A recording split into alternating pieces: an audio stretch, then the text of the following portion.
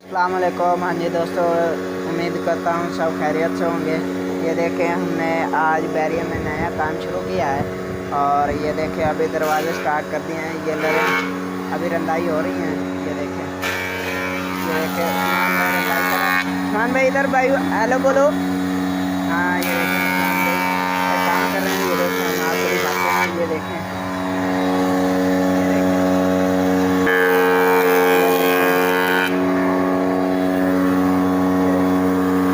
ये देखें ये सॉलिड डोर्स बने हैं। ये सब लकड़ी आई पड़ी है उनकी। ये देखें, तो इंशाल्लाह आगे भी आपको अपडेट देते रहेंगे दरवाजे की क्या सूरत हाल है।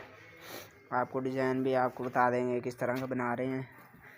ये देखें फ़िलहाल अभी लकड़ी रंधाई कर रहे हैं। फ़िलहाल आज ही काम शुरू किया है इसका, तो इंशाल्लाह